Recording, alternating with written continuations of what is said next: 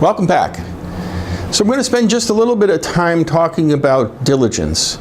And due diligence is a description of a process that your impact investors go through. But I think it's important to put it into context, so let's start there. The goal of this submodule is to better understand your potential employer and their decision process, and then to determine what diligence items you want to populate prior to coming to GSBI in residence. So let's think about it from your investor's perspective. The actual people who provide the capital are institutional investors, university endowments, high net worth individuals, charitable trusts, those kinds of things.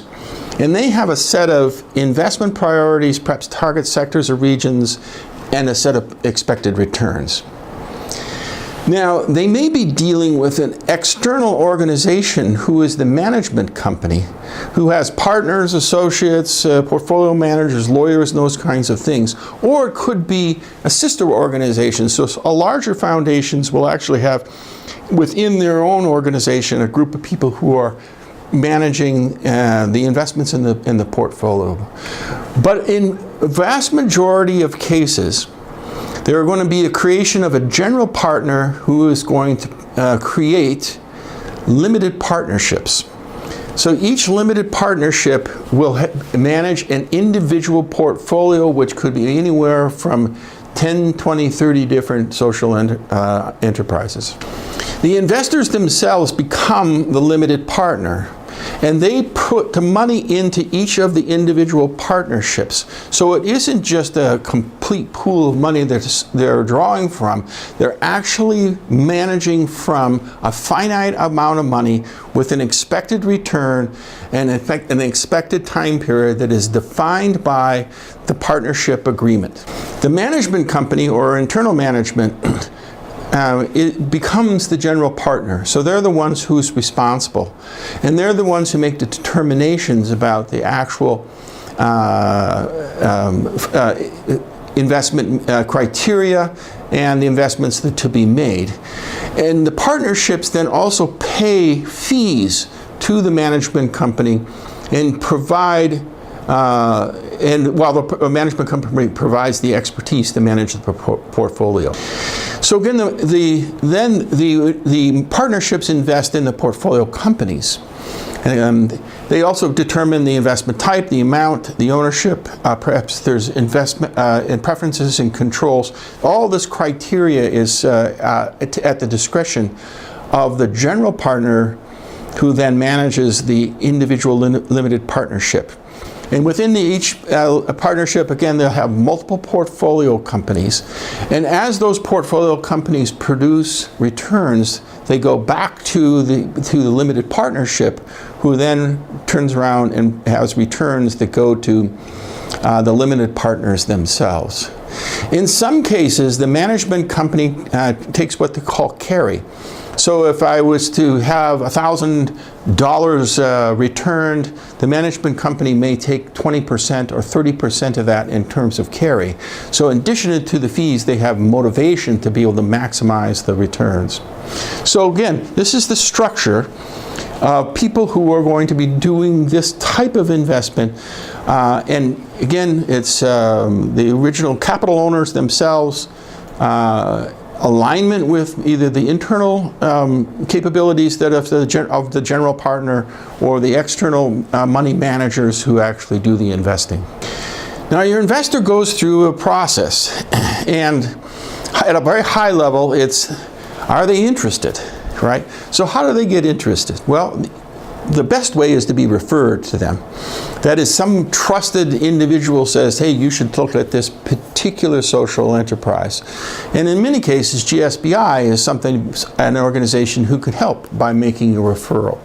You're going to need an email teaser or an executive summary to be able to sort of give them a quick understanding of who you are, what your intentions are, what your stage of development are, and what you're looking for. And then an intro slide deck. It could be very much like the 6-minute pitch that you'll be doing in residence. But your investor at that point in time is only interested, and interest is limited. What happens then is that there is a list of organizations that they may be interested in, and there's a prioritization process that happens internally.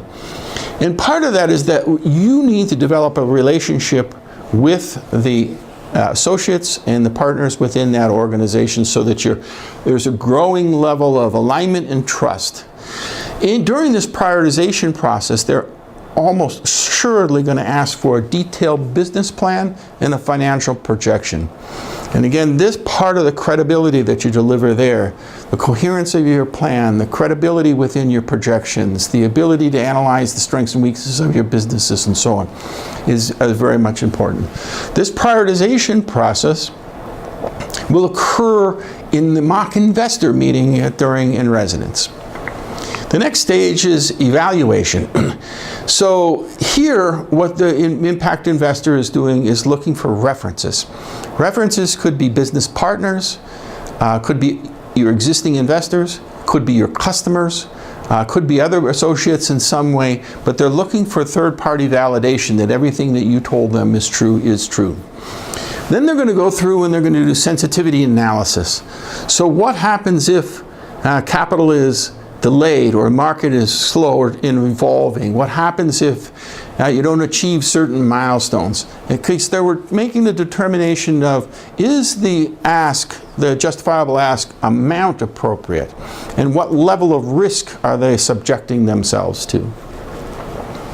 And they're going to ask for the diligence, due diligence. So this is, GSBI has a checklist that is developed by Bob Webster, and it's prioritized. But what the diligence list will do is to look for things that were not exposed in some other way, what the real risks are. So if, for example, if there's litigation or if there's some sort of political thing that's happening, if there's ownership or rights and preferences that haven't been clear before. And somebody goes through that list in a lot of detail, and that's why it's good to have yours completed as part of your work with GSBI. And then it goes into the decision. The decision is typically made at a partners meeting, meaning the group gets together and decides. It's not one individual that you've been dealing with, but they have to convince the entire group to proceed with the investment. And internally they'll have something that's like a deal book. So what does this look like? What's the organization's status? What's their impact? What's their financials look like? What's their cash flow look like? Who are the executives, et cetera, et cetera? What sort of references have they gotten? This whole deal book then allows the partners who are only coming to the deal late to make a determination. If they decide to go forward, then you get a term sheet. You negotiate the term sheet. That becomes the structure and the fundamentals for what becomes the definitive agreement. And once the definitive agreement is in place and signed, then they'll fund you. Our expectation, our experience is this takes anywhere from 6 to 18 months. So get started. Understand who your investor is, what their desires are, what their process is, and what their timeline is, and it'll help you manage exactly what your next steps are. So there's a diligence folder that's available in the cloud. So you'll create a folder in Box or populate your diligence according to the prioritized checklist. It'll be different depending upon each organization. Your mentor will help prioritize.